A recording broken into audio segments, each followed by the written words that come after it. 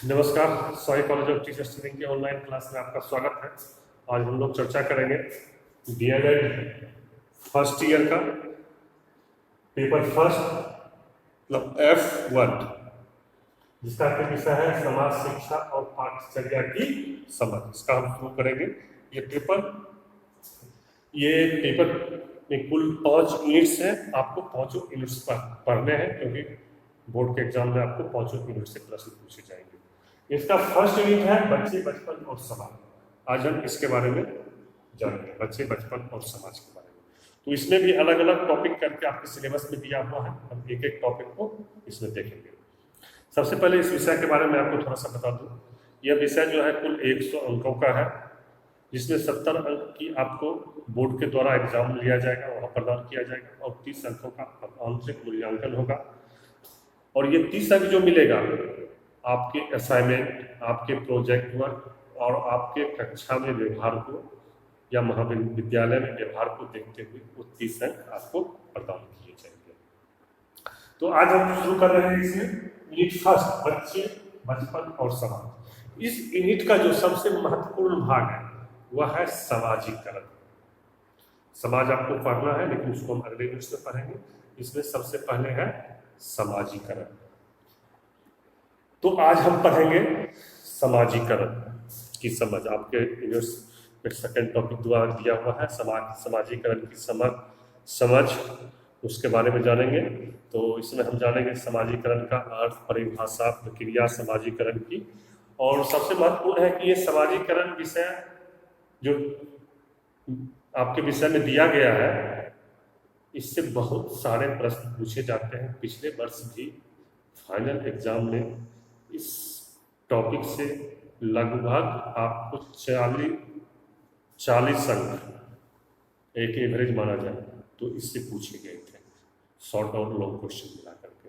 तो इसलिए आपको सामाजिकरण चैप्टर पे थोड़ा विशेष ध्यान लेकर के अच्छे से पढ़ना है कि आप अच्छे अंक प्राप्त कर सकें। तो हम शुरू कर रहे हैं। इसमें सबसे पहले सामाजिकरण।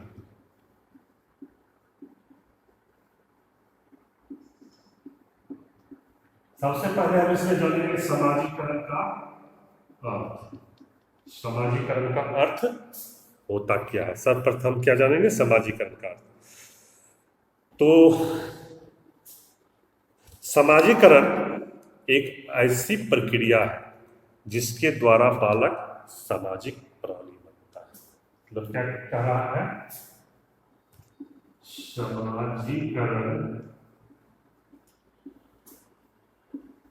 एक ऐसी प्रक्रिया है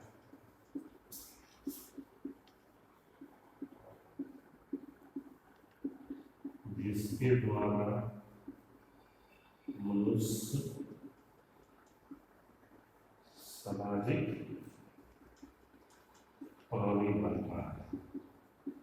ये अर्थ में सर्वप्रथम एक प्रक्रिया है। आप जैसा भी जानते हो, नागरिक शास्त्र में पढ़े भी होंगे कि कहा गया है कि मनुष्य एक सामाजिक प्राणी है। तो वो सामाजिक प्राणी कैसे बनता है? मनुष्य सामाजिकरण के द्वारा ही मनुष्य सामाजिक प्राणी बनता है।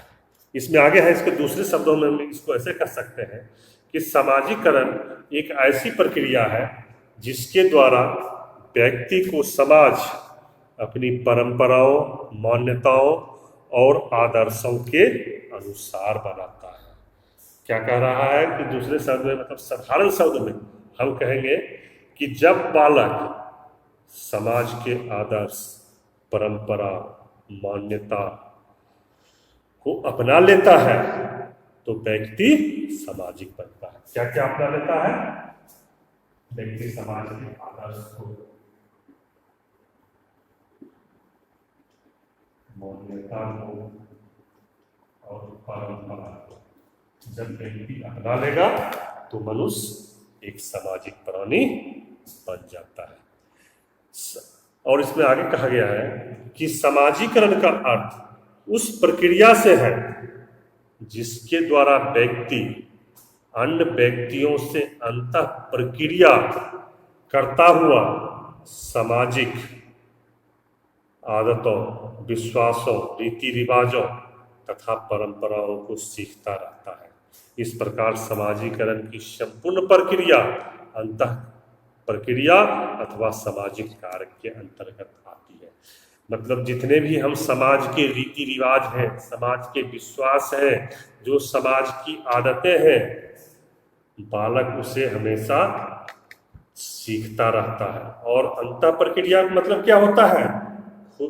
खुद के अंदर लाता है और वैसा ही वह व्यवहार करने का प्रयास करता है कि व्यक्ति जिस समाज से है, जिस समुदाय से है, वैसा वह उसकी परंपरा सीखेगा, वैसा व्यवहार करेगा और वह सामाजिक कार्यों में भाग लेगा। मतलब कि व्यक्ति का सामाजिकरण की प्रक्रिया चल रही है, व्यक्ति सामाजिक प्राणी धीरे धीरे बन रहा है। ये वो आपके समाजीकरण का अर्थ। अब आते हैं समाजीकरण के परिभाषा पर।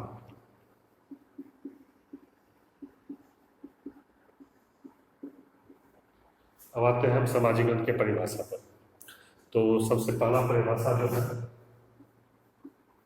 वह हम लेते हैं रॉस के द्वारा क्या कहा गया है। रॉस ने समाजीकरण की परिभाषा में कहा है कि समाजीकरण सहयोग करने वाले व्यक्तियों में हम भावना का विकास करता है। मतलब क्या कि हम भावना कि हम भी कुछ कर सकते हैं। यहाँ हम का मतलब अभिमान नहीं है कि सहयोग करने की जो भावना अपने अंदर विकास होती है उसी को यहाँ हम भावना कहा गया। ये नहीं कि व्यक्ति में अभिमान आ जाएगा, इसलिए कहा गया समाजीकरण सहयोग करने वाले व्यक्तियों में हम भावना का विकास करता है और उसमें एक साथ कार्य करने की इच्छा और क्षमता में विकास करता है। उसको लिख भी देते हैं, समाजीकरण सहयोग करने वाले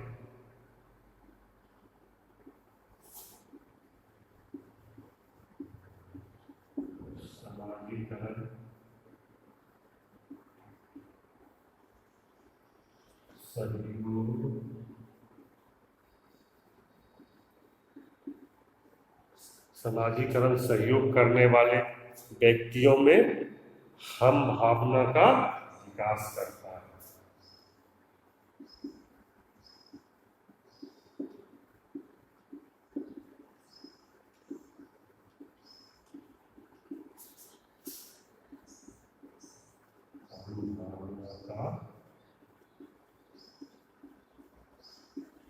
हम भावना का विकास करता है और उसमें एक साथ कार्य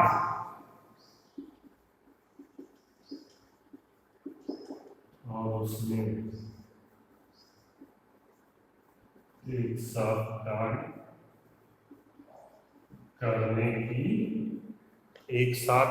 करने की इच्छा तथा क्षमता में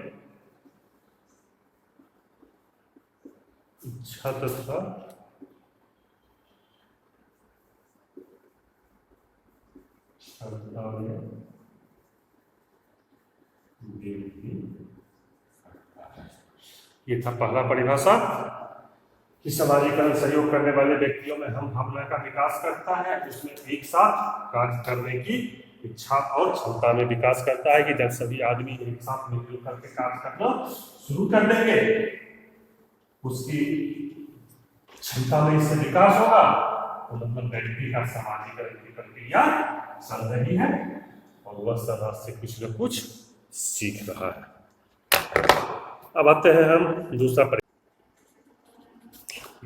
परिभाषा है बोगार्डस के अनुसार। बोगार्डस के अनुसार क्या परिभाषा है कि समाजीकरण वह प्रक्रिया है जिसके द्वारा मानव कल्याण के लिए एक दूसरे पर निर्भर होकर व्यवहार करना सिखाते हैं और ऐसा करने में सामाजिक आत्मनियंत्रण, सामाजिक उत्तरदायित्व तथा संतुलित व्यक्तित्व का अनुभव करते हैं। क्या कर रहा है? समाजीकरण वह प्रक्रिया है बोगार्डस के अनुसार समाजीकरण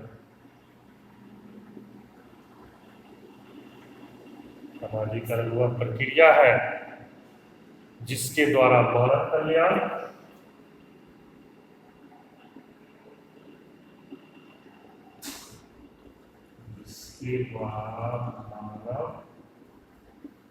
जिसके द्वारा मानव कल्याण के लिए एक दूसरे पर मानव कल्याण के लिए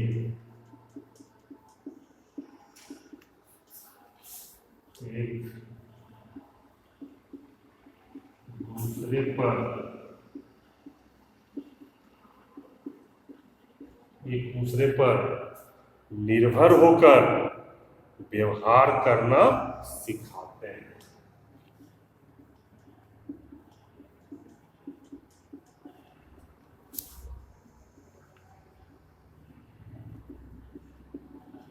व्यवहार करना सिखाते हैं और ऐसा करने में सामाजिक आत्मनियंत्रण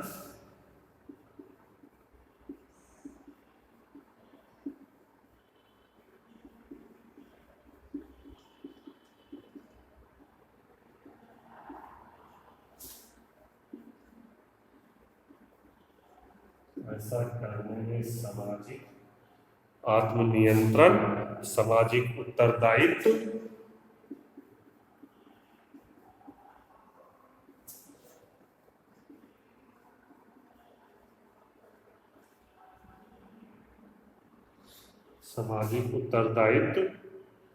तथा संतुलित व्यक्तित्व का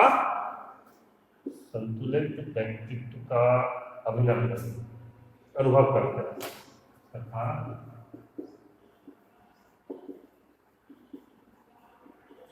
संतुलित व्यक्तित्व का अनुभव करते हैं। यह परिभाषा आपका बोगार्डस के द्वारा जिन्होंने की समाजीकरण की परिभाषा दिया है। अब आते हैं हम अगला टॉपिक समाजीकरण की प्रक्रिया। इतना समाजीकरण की परिभाषा। अब आते हैं समाजीकरण की प्रक्रिया। समाजीकरण की प्रक्रिया से मतलब है कि कैसे बालक को सामाजिक बनाया जाएगा। तो प्रक्रिया वो सारे चरणबद्ध तरीके से हम एक एक पॉइंट वाइज है, एक एक पॉइंट के बारे में जानेंगे।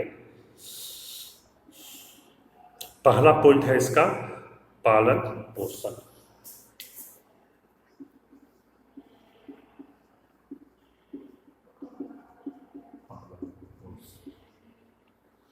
अब देखिए,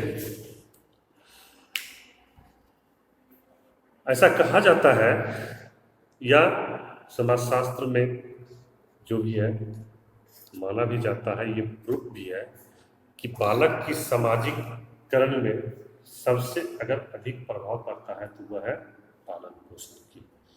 जिस प्रकार के वातावरण में बालक अपना जीवन आरंभ करता है तथा जिस प्रकार से माता पिता उसका पालन पोषण करते हैं, उसी के अनुसार बालक में भावनाएं एवं अनुभूतियां विकसित हो जाती हैं। जिस बालक की देखरेख उचित ढंग से होती है वह समाज के लिए अच्छा कार्य करने का प्रयास करेगा, और जिस बालक की देखरेख उचित ढंग से नहीं होती है वैसे बालक समाज विरोधी कार्य करेगा, या कह सकते हैं उसमें समाज विरोधी आचरण विकसित हो जाएगी। उचित समाजीकरण के लिए आवश्यक है कि बालक का लालन पोषण ठीक से किया जाए। मतलब बालक जब परिवार में जन्म लेता है तो उस समय से ही हम उसमें कि कैसे समाजीकरण की भावना भरेंगे, कैसा हम बालक के साथ व्यवहार करेंगे। जैसा बालक के साथ हम व्यवहार करेंगे वैसा ही बालक व्यवहार सीखेगा। सर्वप्रथम कहा जाता है बालक माँ से सीखता है, पिता से सीखता है, फिर अपने परिवार से सीखता है, पड़ोसियों से सीखता है। यहाँ से तो वो सीखना शुरू करता है और वही उसकी समाजीकरण की प्रक्रिया भी होती है। और इस प्रक्रिया के दौरान जितना अच्छा हम उसे व्यवहार देंगे, जितनी अच्छी बातें सिखाएंगे, जितने अच्छे तरीके से उसे रीति रिवाजों, परंपराओं, मान्यताओं कि हम जानकारी देंगे, जैसे हम अपना कर्म करेंगे उस मान्यताओं को मानने के लिए, बालक उसे सीखेगा। अगर अच्छे ढंग से सीखेगा तो वह समाज के हित में होगा, परिवार के हित में होगा। लेकिन अगर बालक का लालन पोषण उचित ढंग से नहीं किया जाएगा तो बालक में समाज विरोधी भावनाएं विकसित होती जाएंगी।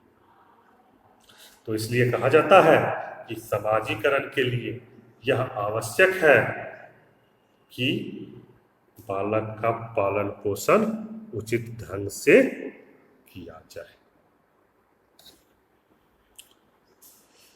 इसका अगला पॉइंट है